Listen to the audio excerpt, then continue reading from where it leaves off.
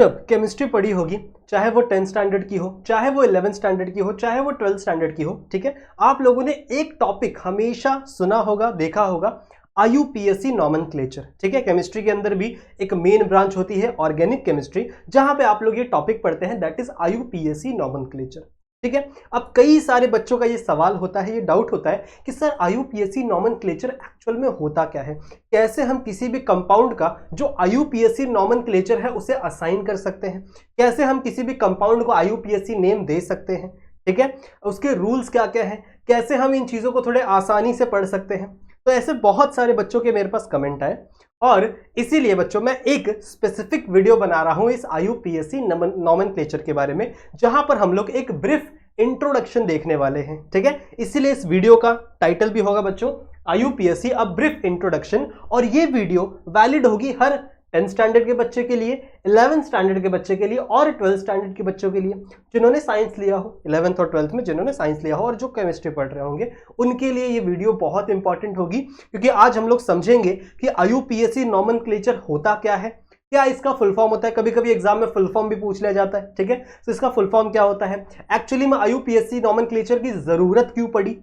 क्यों हमें IUPAC nomenclature चाहिए, और कोई नॉमेनक्लेचर से हमारा काम नहीं बनेगा क्या। ठीक है, उसके बारे में भी हम लोग जानेंगे, फिर एक्चुअल में हम लोग रूल्स को समझेंगे और फिर कुछ एग्जांपल्स के साथ साथ हम लोग इस पूरे के पूरे टॉपिक को समझेंगे। ठीक है, सो मैं अपना इंट्रोडक्शन दे दूं, अगर आप लोग मुझे नहीं जानते। सो मेरा नाम है अभिषेक सिंह और मैं 10th स्टैंडर्ड, 11th स्टैंडर्ड और 12th स्टैंडर्ड को बायोलॉजी पढ़ाता हूं। ठीक है, अब आप लोग सोच रहे होंगे कि सर केमिस्ट्री कैसे पढ़ा रहे हो, आप तो केमिस्ट्री नहीं पढ़ाते ना, आप तो बायोलॉजी पढ़ाते हो। तो बच्चों मेरा जो बैकग्राउंड है, जो मैंने पढ़ा है, वो केमिस्ट्री ही पढ़ा है। ठीक है, आप में से काफी सारे बच्चों को पता होगा शायद कि मैंने मास्टर्स की हुई है केमिस्ट्री में। सही है, तो इन सारे टॉपिक्स के बारे में भी काफी कुछ नॉलेज है मुझे। तो चलो बच्चों स्टार्ट करते हैं सबसे पहले आईयूपीएसी के बारे में। सबसे पहले हम लोग ये जानते हैं कि इसका फुल फॉर्म क्या है, आईयूपीएसी इसका फुल फॉर्म क्या है। ठीक है, तो देखो फुल फॉर्म भी आपको पता होना चाहिए कि कई सारे एग्जामिनेशन में एमसीक्यूज में यही पूछ देते हैं, या फिर 1 मार्क्स के क्वेश्चन के लिए यही पूछ देते हैं कि बताओ आईयूपीएसी का फुल फॉर्म क्या। तो आपको पता होना चाहिए इट इज इंटरनेशनल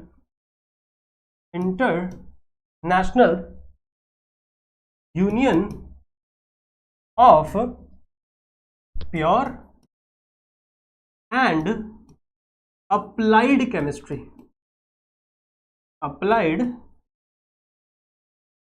क्या है इसका फुल फॉर्म, जो मैंने लिखा है अभी यहां पर, international union of pure and applied chemistry. अब इसके नाम के पीछे का जो रीजन है ना, वो हम लोग वीडियो में कुछ आगे समझेंगे कि इसका नाम ऐसा क्यों रखा गया है।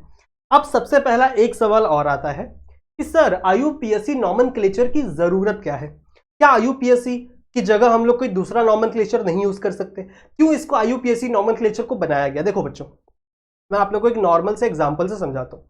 जैसे मान लो अभी आप लोग इंडिया में रहते हो, ठीक है, मान लो तो क्या आप लोग इंडिया में रहते हो, तो इंडिया में हम लोग किसी को हेलो अगर ग्रीट करना है हमें, तो हम लोग उसे कहते हैं नमस्ते, या फिर इंग्लिश में हम लोग हेलो कह देते हैं, तो सामने वाला बंदा समझ जाता है। ठीक है, अगर आप स्पेनिश में जाओ, स्पेन में जाओगे, वहां पे स्पेनिश बोली जाती है ना, तो स्पेनिश में लोग कहते हैं होला। ठीक है, होला का मतलब होता है हेलो। अगर आप चाइना में जाओगे तो चाइना में क्या कहते हैं, नी हाओ। ठीक है मेरे को पता है थोड़ी बहुत, तो चाइना में नी हाओ कहा जाता है, नी हाओ का मतलब होता है हेलो। सही है, और मराठी में आप लोग बोलते हैं कि हाय हाय भाई कशिया है तुम्ही, ठीक है, कशा हो, ऐसा हम लोग बोलते हैं ना मराठी में। तो बच्चों अगर मैं चाइना में जाके किसी बंदे को बोलूं कि होला कैसे हो, ठीक है, या फिर हिंदी में बात करूं कि भाई कैसा है तू, बढ़िया है, तो क्या उसको ये चीज समझ में आएगी, क्या उस चाइनीज पर्सन को, जो चाइना वाला बंदा है, क्या उसे समझ में आएगा मेरा नमस्ते, या फिर मैं बोलूंगा कैसा है भाई, समझ में आएगा उसे, नहीं। ठीक है, और यदि वो चाइनीज वाला बंदा इंडिया में आके नी हाओ बोलेगा, तो क्या हमें समझ में आएगा कि वो बंदा हमें ग्रीट कर रहा है, हेलो कह रहा है, हमें नहीं समझ में आएगा ना बच्चों। ठीक है, तो इसी तरीके से कॉमन नेम हर जगह अलग अलग होती है। ठीक है, कॉमन नेम हर जगह अलग अलग होती है। जैसे मान लो जो मैंगो होता है उसे इंग्लिश में मैंगो बोलते, मराठी में आंबा बोलते, हिंदी में आम बोलते। ठीक है, चाइना में कुछ और बोलते होंगे, स्पेन में कुछ और बोलते होंगे, फ्रेंच में कुछ और बोलते होंगे। तो अगर मैं फ्रांस में जाके बोलूं मुझे आंबा दो, आंबा, तो वो लोग क्या मुझे आम देंगे, क्या मेरी बात वो लोग समझ पाएंगे, नहीं समझ पाएंगे ना बच्चों। तो इसीलिए यही दिक्कत आ रही थी बच्चों कुछ केमिस्ट को। ठीक है, जो केमिस्ट थे उन्हें भी कुछ ऐसी ही दिक्कत आ रही थी, क्योंकि कुछ केमिकल का नाम कॉमनली रखा गया है। जैसे मान लो मेरे यहाँ पे कोई केमिकल मिला, तो मैं उसे अपने हिसाब से कोई भी नाम रख दूंगा। अब वो केमिकल का नाम अमेरिका वालों को नहीं पता, अमेरिका क्या पता उसको कुछ और बोलता हो, जर्मनी, क्या पता उसे कुछ और बोलता हूं, समझ रहे हो? ठीक है, तो ये थोड़ी सी ना इसके वजह से थोड़ा सा मिसकम्युनिकेशन होने लगा पूरे वर्ल्ड में उस चीज की वजह से मिसकम्युनिकेशन होने लगा। चीज वही है पर उसे बोलने के लिए अलग अलग लोग अलग अलग चीजें कह रहे हैं, तो बड़ी ही दिक्कत हो रही थी केमिस्ट को किसी भी केमिकल का नाम या फिर किसी भी ऑर्गेनिक कंपाउंड का नाम पहचानने में। तो बहुत सारे केमिस्ट, बहुत सारे इंडस्ट्रीज के केमिस्ट, बहुत सारे रिसर्चर के केमिस्ट एक साथ आए, उन्होंने एक यूनियन बनाई और वहां पर जन्म हुआ IUPAC का। ठीक है, वहां पर उन्होंने एक तरीका बनाया कि भैया अब हम लोग किसी भी कंपाउंड को इस तरीके से नाम देंगे। अब वो तरीका फॉलो करना हर देश में सेम होगा, चाहे आप इंडिया में बैठ के उस कंपाउंड को वो नाम दे रहे हो तो वही आप नाम दोगे जो अमेरिका में दोगे, समझ रहे हो? ठीक है, तो उन्होंने बच्चों एक यूनिफाइड सिस्टम बना दिया जिससे आप कोई भी कंपाउंड को, किसी भी ऑर्गेनिक कंपाउंड को, किसी भी कंपाउंड को आप एक यूनिफाइड नेम दे रहे हो, जो नेम इंडिया में भी वैलिड है, वही नेम अमेरिका में भी वैलिड है, पूरी दुनिया में वही नेम वैलिड है अगर सामने वाले बंदे ने IUPAC पढ़ी हुई है तो। सही है, तो इसीलिए आप लोग भी पढ़ रहे हो IUPAC, ताकि अगर आपके सामने कोई भी नेम आ जाए तो आप पता कर पाओ कि वो कौन सा केमिकल है, ठीक है, वो कौन सा ऑर्गेनिक कंपाउंड है, कौन सा वो सब्सटेंस है। समझ में आई बात? तो समझ में आ गया बच्चों why we need the IUPAC nomenclature. ठीक है, और इसीलिए इसका फुल फॉर्म भी है, देखो इंटरनेशनल, मतलब बहुत सारे अलग अलग ऑर्गेनाइजेशन, बहुत सारे अलग अलग केमिस्ट एक साथ आए, उन्होंने यूनियन बनाई, ठीक है, और फिर उन्होंने एक अप्लाइड केमिस्ट्री का ब्रांच बनाया जहां से हम लोग एक ऐसे सिस्टम को फॉर्म किया जिससे हम लोग किसी भी ऑर्गेनिक कंपाउंड का नोमेनक्लेचर कर सकते हैं। समझ में आ गई बात? ठीक है, सो ये छोटा सा इंट्रोडक्शन था हमारे IUPAC के बारे में। अब आ जाओ हम लोग सीखते हैं बच्चों IUPAC होता क्या है और कैसे इसे नेम देना है। हम लोग ज्यादा डीप में नहीं जाएंगे, it is an brief introduction, तो हम लोग थोड़ा इंट्रोडक्शन वाली ही बातें करेंगे। अगर आपको और डिटेल में IUPAC नोमेनक्लेचर की वीडियो चाहिए तो आप जरा कमेंट करके मुझे बता दो, पहले इस वीडियो को देख लो कंप्लीट। सही है, चलो आ जाओ। तो बच्चों मैंने यहां पर कुछ रूल्स लिखे हुए हैं, ठीक है, यहां पे हम लोग कुछ रूल्स की बातें करेंगे, बेसिक रूल्स फॉर IUPAC। सबसे पहला एक यहां पे चीज मैंने लिखा हुआ बच्चों, that is prefix, parent and suffix. ये सबसे ज्यादा इंपॉर्टेंट चीज है IUPAC में। अब ये जो बीच वाला पैरेंट है ये क्या है, पीछे वाला सफिक्स है और आगे वाला प्रीफिक्स है। देखो अगर आप किसी भी नाम के आगे कोई नाम ऐड कर रहे हो तो आप उसे प्रीफिक्स कहोगे, अगर आप किसी नाम के पीछे कोई नाम ऐड कर रहे हो तो आप उसे सफिक्स कहोगे। जैसे आपका जो सरनेम है वो आपका सफिक्स है, हम लोग बोलते हैं ना भैया अपना सरनेम बताओ, तो कई कई जगह पे आप लोग बहुत सारे लोग पूछते हैं कि टेल मी योर सफिक्स, मतलब अपना जो पीछे लगा हुआ नाम है वो बताओ। तो हम जैसे मेरा नाम है अभिषेक सिंह, तो सिंह है वो क्या है, मेरा सफिक्स है, समझ लो? ठीक है, किसी नेम के आगे प्रीफिक्स लगता है, जैसे कोई श्री लगा देता है, कोई मिस्टर लगा देता है, कोई कुमार लगा देता है, समझ लो? तो वो नाम के आगे कोई एक वर्ड लगाया जा रहा है, नाम के पहले लगाया जा रहा है तो वो प्रीफिक्स है। नाम आपका पेरेंट हो गया और नाम के बाद जो लग रहा है वो क्या है बच्चों, सफिक्स है। तो इसी तरीके से हम किसी कंपाउंड का भी नाम देंगे जिसमें जो पेरेंट होगा ना बच्चों वो सारे के सारे अल्केन होंगे, अल्केन, ठीक है, सारे के सारे क्या होंगे बच्चों, अल्कीन। अल्केन समझते हो, अल्केन भी हो सकते हैं, अल्कीन भी हो सकते हैं, अल्काइन भी हो सकते हैं, मतलब जितने भी आपके अल्केन वाले ग्रुप है, कार्बन हाइड्रोकार्बन वाले ग्रुप है वो आपके पेरेंट कहलाएंगे। पढ़ा होगा आप लोगों ने कभी 9th में 10th में, that is methane, ethane, propane, butane, pentane, ये एक होमोलोगस सीरीज है ना, तो methane, ethane, propane, butane, pentane, heptane, hexane, ये आप लोगों ने पढ़ा होगा। तो ये आपके क्या कहलाएंगे, पेरेंट कहलाएंगे। ठीक है, मैं आप लोगों को एग्जाम्पल से समझाऊंगा तो ज्यादा बेटर तरीके से समझेगा, पर अभी ये सब समझ लो। उसके बाद आती है बच्चों सफिक्स की। अब सफिक्स में हम लोग ऐड करेंगे फंक्शनल ग्रुप। ठीक है, सफिक्स और प्रीफिक्स दोनों फंक्शनल ग्रुप के लिए होते हैं, पर कुछ फंक्शनल ग्रुप पीछे लगाए जाते हैं, कुछ फंक्शनल ग्रुप आगे लगाए जाते हैं। जैसे मान लो मैं आपको एग्जांपल देता हूं अल्कोहल का, ठीक है, एक एग्जांपल देता हूं मैं आपको अल्कोहल का, सही है। अब अल्कोहल को हम लोग लिखते हैं OH से, ठीक है, किसको लिखते हैं हम लोग, OH से। और इसमें अगर हम लोग को अल्कोहल किसी भी कंपाउंड में मिला है ना तो हम लोग उसके लिए एक नाम यूज करते हैं बच्चों OL, समझ लो हम लोग क्या नाम यूज करते हैं, OL, सही है। अल्कोहल है तो उसमें OL यूज करेंगे। अब ये OL जो है ना बच्चों ये इस पेरेंट के बाद में लगेगा, जैसे मान लो मीथेन है तो मीथेनॉल हो जाएगा। तो मतलब जो OL है वो बाद में ऐड हो रहा है, समझ लो, पेरेंट के बाद में ऐड हो रहा है। So alcohol is used as a suffix, ठीक है, अल्कोहल को कैसे यूज करते हैं हम लोग, सफिक्स की तरह यूज करते हैं। मान लो, अब मैं प्रीफिक्स का भी एग्जांपल देता था, मान लो क्लोरीन है, क्लोरीन, क्लोरीन क्या है, पढ़ा होगा ना आप लोगों ने, क्लोरीन इज अ हैलोजन, ठीक है। सो क्लोरीन के लिए हम लोग एक वर्ड यूज करते हैं बच्चों, क्लोरो। आईयूपीएससी में हम लोग वर्ड यूज करेंगे इसके लिए, क्या, क्लोरो।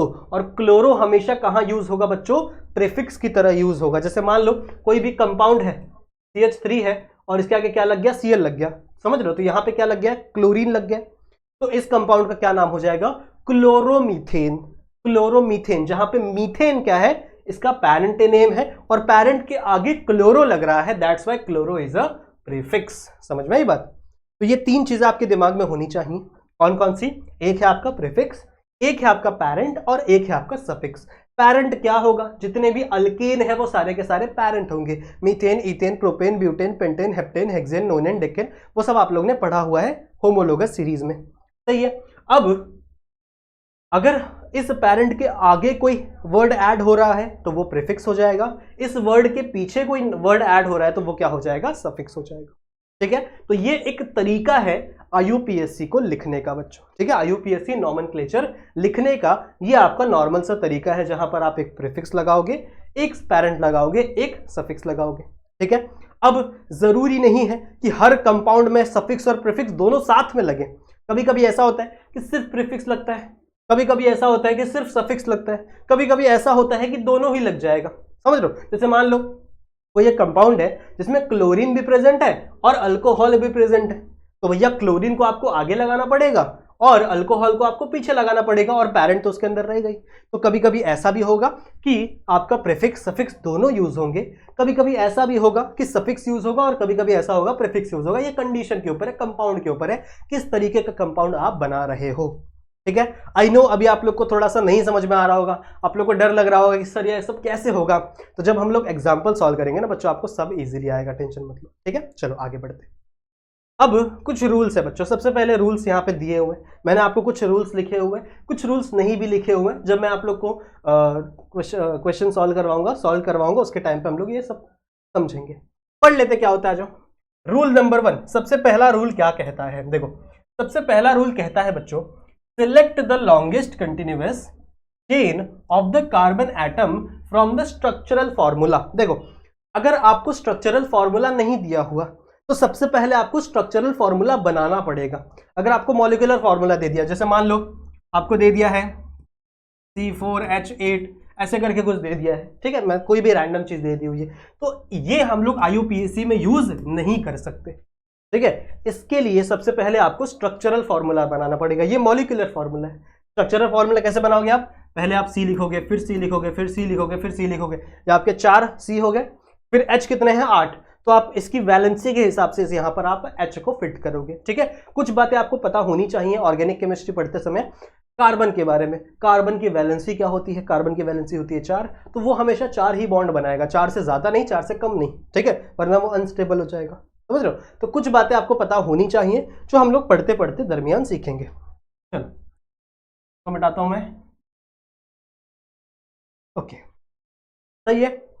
पहला रूल समझ में आ गया। पहला रूल क्या कहता है बच्चों, select the longest continuous chain. पहले आपको स्ट्रक्चरल फॉर्मूला बनाना है और उस स्ट्रक्चरल फॉर्मूला में जो सबसे लंबी चेन होगी that you have to select and you have to underline the longest continuous chain, ठीक है।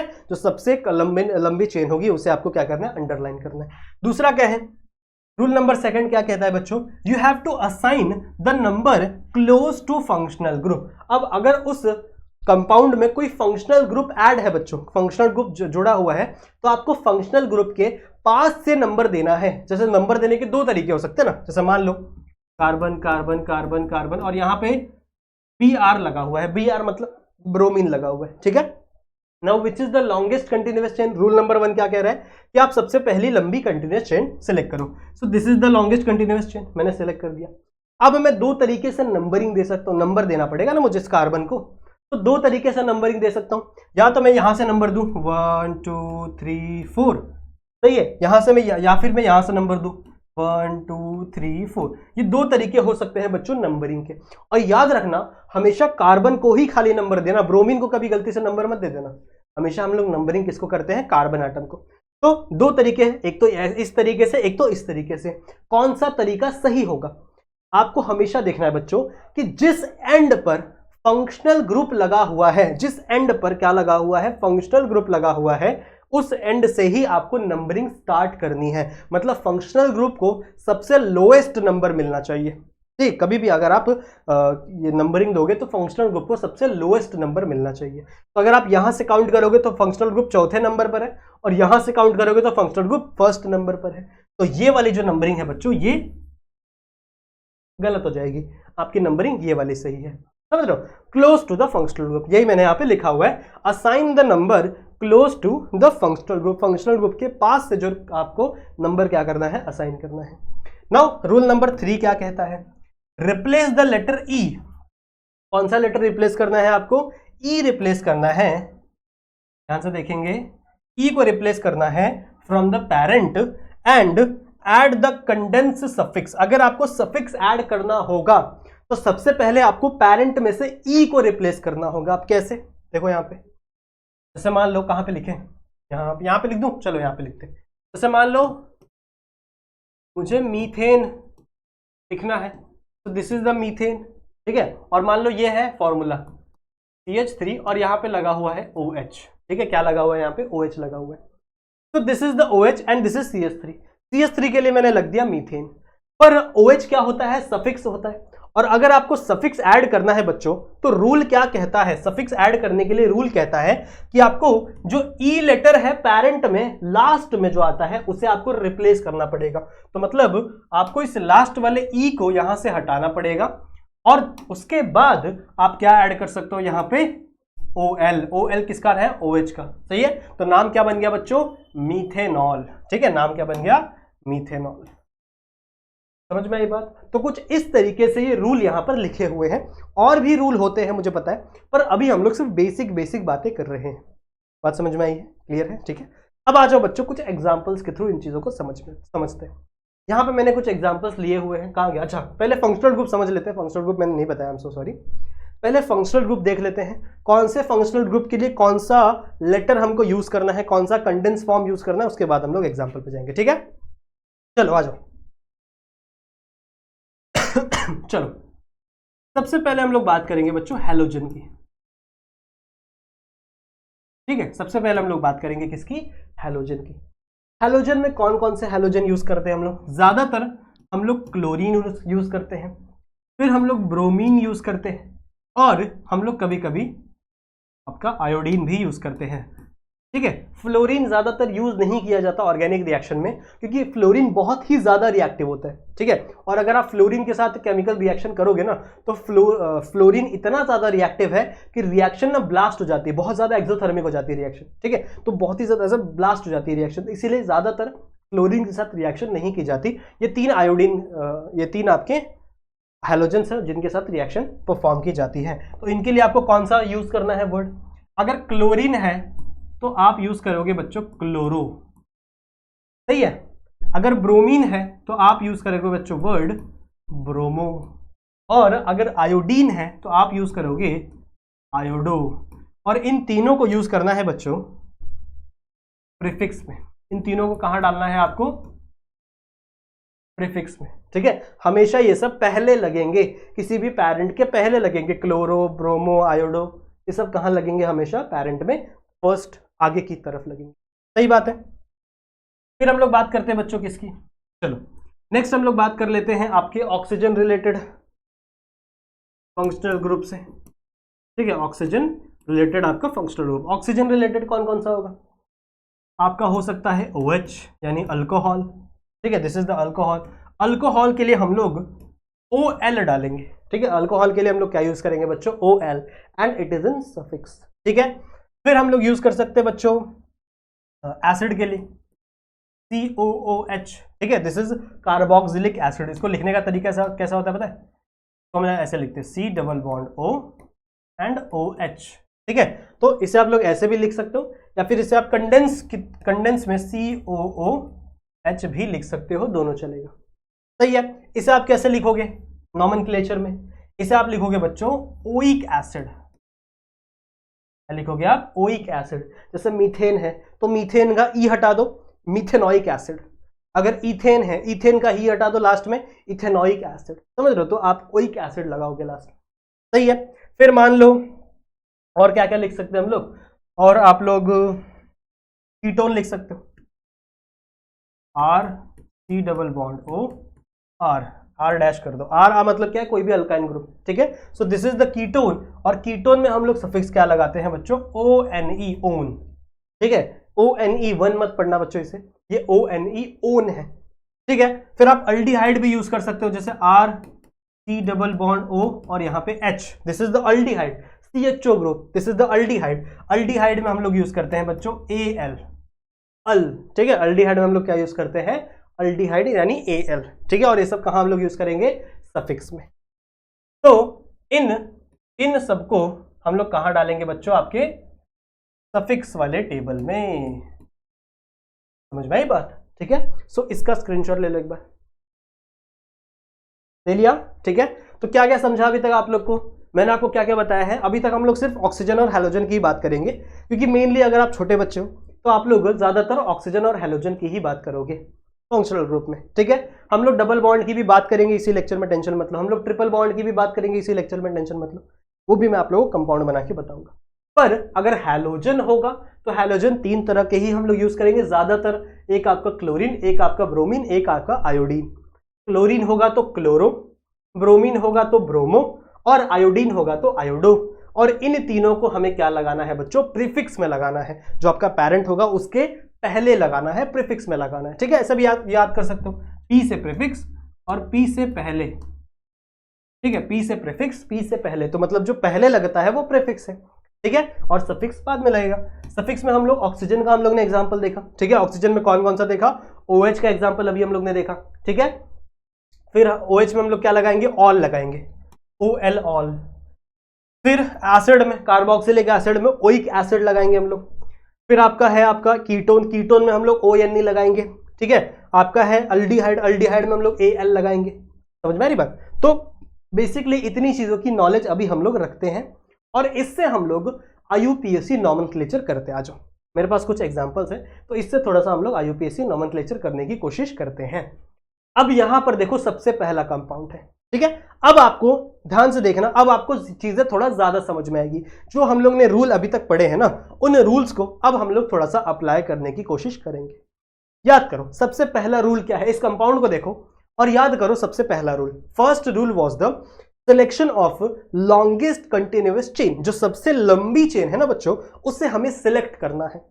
तो which is the longest continuation of the carbon atom, simple है ये वाली, this is the longest continuous chain, ज्यादा difficult था नहीं, सही है। नेक्स्ट स्टेप क्या करना है आपको, you have to assign the number, आपको नंबरिंग देनी है। अब आप लोग नंबर 2 तरीके से दे सकते हो, मैंने आपको बताया, या तो आप यहां से दे दो कार्बन को 1 2 3 4, या फिर आप यहां से दे सकते हो 1 2 3 4। अब मैंने आपको एक चीज बताई थी कि जिस नंबरिंग में फंक्शनल ग्रुप को लीस्ट नंबर मिल रहा हो वही नंबरिंग आप दोगे, सिंपल सी बात है ना। तो अगर आप यहां से नंबरिंग दोगे, मान लो मैंने यहां से नंबरिंग दिया 1 2 3 4, ठीक है। और दूसरी पॉसिबिलिटी क्या है, 1 2 3 4। तो अब आप दोनों में देखो किसमें लीस्ट नंबर आपके फंक्शनल ग्रुप को मिल रहा है, this is the functional group, ठीक है। तो आप नीचे वाली नंबरिंग में देखो सेकंड नंबर पे ही आपका ब्रोमीन आ रहा है, और ऊपर वाली नंबरिंग में थर्ड पोजीशन पे ब्रोमीन आ रहा है। सो नीचे वाली नंबरिंग सही होगी बच्चों, और ऊपर वाली नंबरिंग गलत होगी। So this is the right way of numbering, सही है। अब नाम कैसे दिया जाए, कैसे नाम लिखा जाए। ब्रोमीन है, ब्रोमीन कहां लगता है, अभी हम लोग ने बात की, ब्रोमीन प्रीफिक्स में लगाएंगे हम लोग, और ब्रोमीन में कौन सा वर्ड यूज करेंगे हम लोग, ब्रोमो, सही है। तो आ जाओ लिख दो, क्या लिखना है हम लोग को, ब्रोमो लिखना है। पर ब्रोमो किस पोजीशन पे है, सेकंड पोजीशन पे, तो आप लिखोगे 2 ब्रोमो, सही है। आप लिखोगे 2, उसके बाद एक डैश दोगे और फिर आप क्या लिखोगे, ब्रोमो, सही है। ब्रोमो लिख दिया। अब क्या बचा हुआ है, सिर्फ आपका ये पैरेंट बचा हुआ है। कितने नंबर कार्बन है, 1 2 3 4 कार्बन है, तो मीथेन इथेन प्रोपेन ब्यूटेन, तो 2 ब्रोमो ब्यूटेन, सही बात है। एक बात आपको और याद रखनी है कि जब भी, ठीक है, जब भी आप प्रीफिक्स लगाओगे तो उस टाइम पे आपको इस ई को नहीं उड़ाना, आपको इस ई को यहीं पे रखना है, ठीक है। इस ई को आपको नहीं उड़ाना जब आप प्रीफिक्स लगा रहे हो, सफिक्स में उड़ा दो क्योंकि रूल नंबर 3 कहता था ना, लेकिन अगर आप प्रीफिक्स ऐड कर रहे हो तो आपको ये ई को रिप्लेस करने की जरूरत नहीं है। इसको भी आ जाओ देख लो। अब यहां पे देखो डबल बॉन्ड आ गया, ठीक है। Again select the longest continuous chain, this is the longest continuous chain, ठीक है। और अगर मैं यहां से नंबरिंग दूंगा तो फर्स्ट नंबर पे आपका ब्रोमीन आएगा, वेरी गुड। तो यहां पे आ गया नंबर 1, यहां पे आ गया नंबर 2, यहां पे आ गया नंबर 3, 4 एंड 5, सही बात है। फर्स्ट नंबर पे आ गया आपका ब्रोमो, लिख दो भैया 1 ब्रोमो, ठीक है, समझ में आ गई बात। पेरेंट क्या है आपका, पेरेंट इज 1 2 3 4 5, तो पेंटेन होना चाहिए। पर अगर आप ध्यान से देखो तो बच्चों यहां पे आपको एक डबल बॉन्ड दिख रहा होगा, this is the double bond, तो this is not pentane, this is pentene, समझ में आ रही, दिस इज नॉट पेंटेन, ये पेंटीन है, इसमें ई लगेगा ना। तो आप कैसे लिखोगे, आप लिखोगे पेंट, पेंट ऐसे डैश डालो। कौन से नंबर पे डबल बॉन्ड है, सेकंड नंबर पे, अगर आप यहां से गिनो तो सेकंड नंबर पे डबल बॉन्ड है, तो 2 इन, इन मतलब क्या आपका डबल बॉन्ड, समझ में आ रही बात। So this is the nomenclature, क्या होगा यहां पे 1 ब्रोमो पेंट 2 इन, ठीक है, ये आपका होगा इसका नॉमेनक्लेचर, जहां पे फर्स्ट नंबर पे ब्रोमो है और सेकंड नंबर पे डबल बॉन्ड है और कितने हैं 5 कार्बन है, तो पेंट 2 इन, पेंटेन या फिर पेंटीन भी आप कल लिख सकते हो, कोई दिक्कत की बात नहीं है। अगर आप डायरेक्टली पेंटीन लिखोगे 2 नहीं शो करोगे तो भी दिक्कत की बात नहीं है, पर हमेशा याद रखना कि लेटर और नंबर के बीच में आपको डैश दिखाना है, ठीक है, लेटर और नंबर के बीच में आपको डैश दिखाना है। समझ में आ गया ये दोनों, तो आई होप आप लोग को ये दोनों एकदम अच्छे से क्लियर होगा। नाउ लेट्स इस पर मूव करते हैं, आ जाओ। अब आप लोग बोलोगे कि सर कार्बन तो है ही नहीं, इसमें कार्बन है नहीं बच्चों, आ गया कार्बन, ठीक है, इसमें कार्बन है, this is the condense formula. ये नॉर्मल आपका फॉर्मूला था, स्ट्रक्चरल फॉर्मूला था, ये है बच्चों कंडेंस फॉर्मूला। कंडेंस फॉर्मूले का लिखने का तरीका ये है। अब यहाँ पे कार्बन कितने हैं, जितने भी एज हैं वो कार्बन है, जैसे ये एक कार्बन है, ये एक कार्बन है, ये एक कार्बन है, ये एक कार्बन है, ये एक कार्बन है और ये एक कार्बन, ठीक है। तो हमेशा जितने भी एज होते हैं ना इस कंडेंस फॉर्मूला में वो कार्बन को शो करते हैं। तो कितने कार्बन है इसमें 1 2 3 4 5 6, 6 कार्बन है। और आप देखोगे तो सेकंड नंबर पे OH है, ठीक है, सेकंड नंबर पे क्या है OH, तो OH हमेशा सफिक्स लगने वाला है। तो सबसे पहले आपको पेरेंट लिखना है, पेरेंट क्या हो जाएगा आपका 1 2 3 4 5 6, 6 है तो क्या हो जाएगा हेक्सेन, ठीक है, this is the parent. No अब हमें ऐड करना है सफिक्स, ठीक है, और मैंने आपको क्या बताया कि जब आप सफिक्स ऐड करोगे तो उस समय you have to replace this E and you have to add the suffix. पर यहां पे आपको नंबरिंग भी देना पड़ेगा, तो नंबरिंग कैसे होगा, यहां से नंबरिंग दे, यहां से नंबरिंग दे, कौन सा नंबरिंग ज्यादा क्लोज होगा, तो ये वाला नंबरिंग ना, तो 1 2 3 4 5 एंड 6, ठीक है। सो थर्ड नंबर पे क्या है आपका OH है, तो आप कैसे लिखोगे हेक्स, फिर आप ऐसे डैश डालोगे, यहां पे आप लोग लिखोगे 3, फिर आप लिखोगे OL, ठीक है। So hexane 3 ol, hexane 3 ol, this is the IUPAC nomenclature of this compound. Are we cleared, ठीक है, समझ में आ रही है बातें, आई होप आप लोगों को चीजें क्लियर होंगी, सही है। इसमें आ जाओ, यहां पे देखो क्या है, ये कीटोन है, कीटोन मैंने आपको बताया था ना, अभी बताया था ना, R C double bond O R dash, R dash भी हो सकता है, R भी हो सकता है, R डैश मतलब आपका अल्केन डिफरेंट भी हो सकता है और सेम भी हो सकता है। तो R is stand for alkane, any alkyl group, कोई भी अल्काइल ग्रुप आप डाल सकते हो, इथेन मीथेन प्रोपेन ब्यूटेन कुछ भी डाल सकते हो।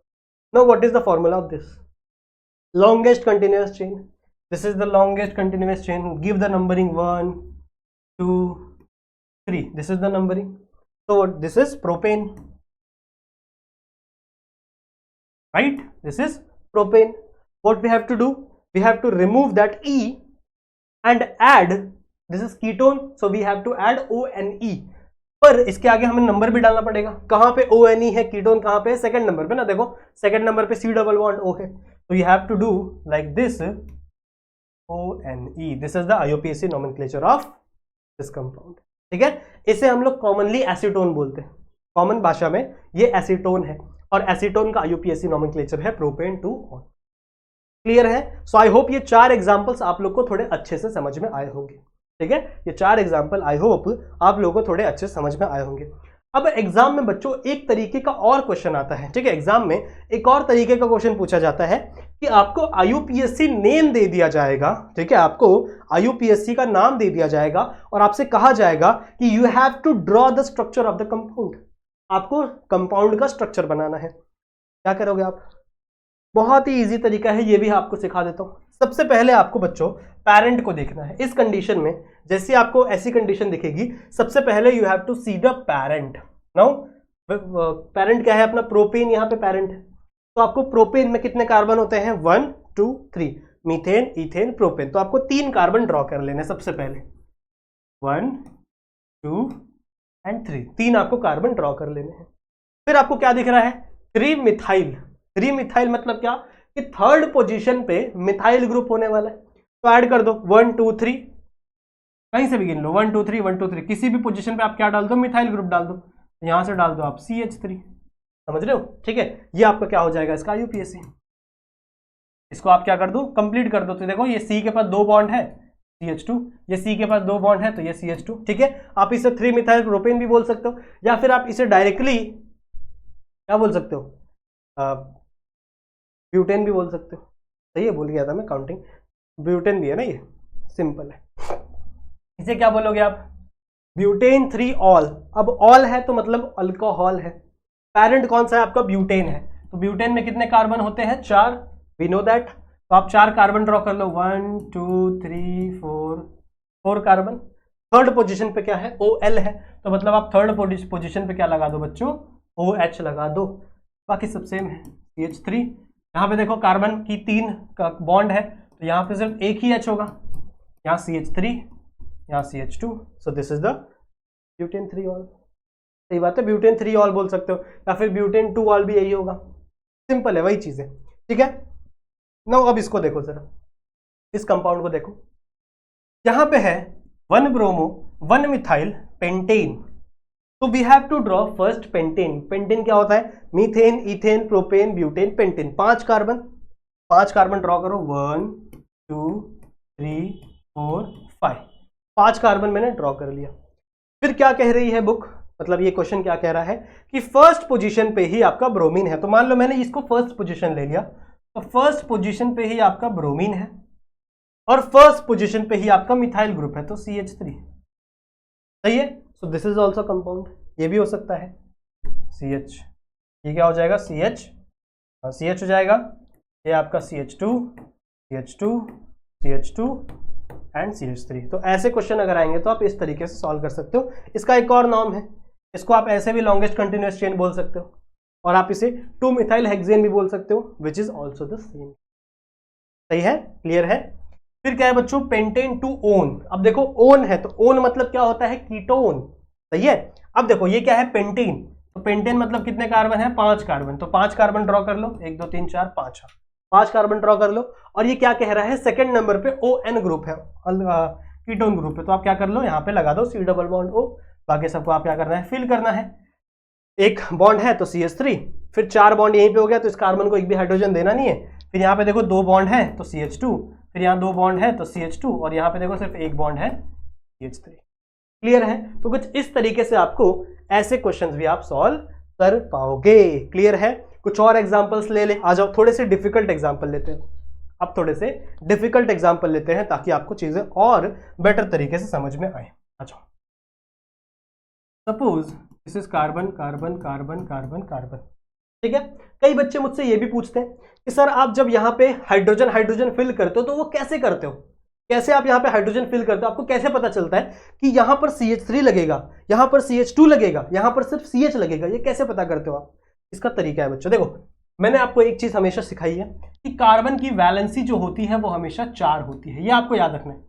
कार्बन की जो वैलेंसी होती है वो हमेशा कितनी होती है बच्चों? 4 होती है। तो कार्बन हमेशा 4 बॉन्ड बनाएगा, ना 4 से ज्यादा बॉन्ड, ना 4 से कम बॉन्ड। हमेशा 4 बॉन्ड ही कार्बन क्या करेगा? बनाएगा। सही बात है, ठीक है, हमेशा 4 बॉन्ड कार्बन बनाना चाहेगा। अब मान लो बच्चों, यहां पे मैंने Cl लगा दिया, यहां पे मैंने Br लगा दिया। अब ये मेरा कंपाउंड हो गया। अब मुझे यहां पर H को ऐड करना है, तो कैसे करोगे? देखो कैसे करोगे H को ऐड। इस कार्बन को देखो, ये जो कार्बन है बच्चों, ये इसका सिर्फ एक बॉन्ड बना हुआ है, ये कार्बन सिर्फ एक बॉन्ड बनाया हुआ है। तो मतलब होने कितने चाहिए? 4 बॉन्ड। सही है, होने कितने चाहिए? 4 बॉन्ड होने चाहिए। और इस कार्बन ने बनाया कितना है? सिर्फ एक बॉन्ड बनाया है, तो बाकी 3 बॉन्ड खाली हैं। उन 3 बॉन्ड में आप 3 हाइड्रोजन डाल दोगे, बस कार्बन की वैलेंसी कंप्लीट हो गई। अब इस कार्बन को देखो, इस कार्बन ने 2 बॉन्ड बनाए हैं, एक बॉन्ड इस कार्बन के साथ, एक बॉन्ड इस कार्बन के साथ, तो इसकी वैलेंसी कितनी खाली हुई है, सिर्फ 2 ही बची हुई है। तो यहाँ पे आप CH2 डाल दोगे, सही है, पर CH2 गलत हो जाएगा, क्यों? क्योंकि इसने एक बॉन्ड इधर से बनाया है, एक बॉन्ड इधर से बनाया है, और एक बॉन्ड इस क्लोरीन के साथ भी तो बनाया है, एक बॉन्ड इसने इस क्लोरीन के साथ भी तो बनाया है। तो कार्बन ने 3 बॉन्ड बनाए हुए हैं, होती कितनी है 4, तो सिर्फ एक ही बची हुई है ना, तो उस एक में आपको H डाल देना। सिमिलर सा यहाँ पे भी आप H डाल दो, यहाँ पे ऊपर भी डाल सकते हो, नीचे भी डाल सकते हो, चलेगा। फिर इस कार्बन को देखो बच्चों, यहाँ पे आप CH2 डालोगे, क्योंकि 2 वैलेंसी ऑलरेडी थी तो आप 2 H डाल दिए, और यहाँ पे देखो ये कार्बन सिर्फ एक बॉन्ड बनाया हुआ है, मतलब 3 वैलेंसी बची हुई है, तो यहाँ पे आप क्या डाल दोगे, CH3। तो ऐसे आपको क्या करना है, स्ट्रक्चर को बनाना है। अब आप इसका नॉमेनक्लेचर करो, इसका नॉमेनक्लेचर करो, क्या होगा इसका नॉमेनक्लेचर, क्या होगा जरा बताओ। सबसे पहला काम क्या है, we have to select the longest continuous chain, this is the longest continuous chain. फिर हमें नंबरिंग देनी है। अब अगर मैं नंबरिंग यहां से देना शुरू करूं तो आपका ब्रोमीन 3rd नंबर पे आएगा और क्लोरीन 4th नंबर पे आएगा। पर अगर मैं यहां से नंबरिंग देना शुरू करूं तो आपका क्लोरीन 2nd नंबर पे आएगा और ब्रोमीन 3rd नंबर पे आएगा। तो ये नंबरिंग ज्यादा फेवरेबल है। नंबरिंग कैसे होगी, 1 2 3 4 एंड 5, सही बात है। अब यहाँ पे 2 ग्रुप है, एक आपका क्लोरीन और एक आपका ब्रोमीन, और आप लोग बोलोगे कि सर दोनों को ही प्रीफिक्स में लगाना है, क्योंकि सही बात है भैया, दोनों ही हैलोजन है तो दोनों प्रीफिक्स में जाएंगे। अब पहले किसे लिखे, पहले हम ब्रोमीन को लिखे या पहले क्लोरीन को लिखे बच्चों? तो यहाँ पे एक और रूल है, आपको बच्चों देखना है अल्फाबेटिकल ऑर्डर। आप लोग ने ABCD पढ़ी है ना, बचपन में तो पढ़ी होगी, याद है ना? अभी तक नहीं याद है? याद होगी ना ABCD, ठीक है। तो आपको अल्फाबेट काउंट करने हैं। आपको ये देखना है कि ABCD में पहले B आता है या पहले C आता है, जरा बताओ बताओ। चलो लाइव तो नहीं है, ये वीडियो है, ठीक है, तो आप लोग अपने घर में थोड़ा चिल्ला चिल्ला के आंसर देना। पर अभी मुझे पता है कि आप लोग बोल रहे हो सर B पहले आता है, ABCD में पहले B आता है फिर C आता है ना, तो जो पहले आता है ABCD में उसे आप पहले नाम दोगे, ठीक है। तो नेमिंग कैसी हो जाएगी, पहले सबसे पहले 3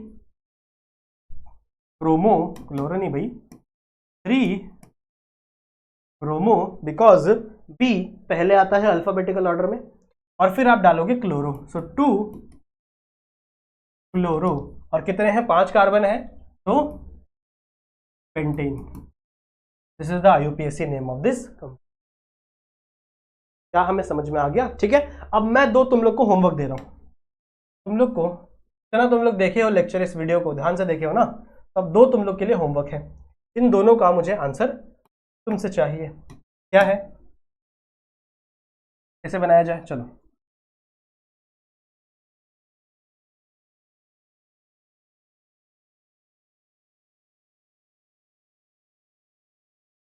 ये एक और दूसरा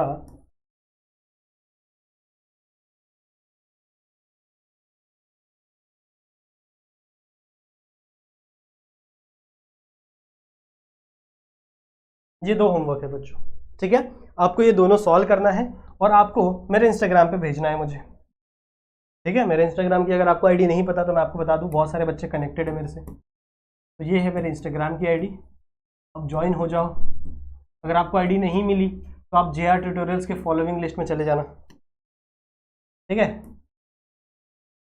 JR ट्यूटोरियल सर्च करें ना, वहाँ पे फॉलोइंग लिस्ट में आपको मेरी आईडी मिल जाएगी, ठीक है। तो इस इंस्टाग्राम पे आओ और मुझे इन दोनों के आंसर्स आप लोग से चाहिए। अगर आप लोगों ने सच में इस वीडियो को देखा है तो ये दोनों आप सॉल्व कर पाओगे एकदम आसानी, ठीक है।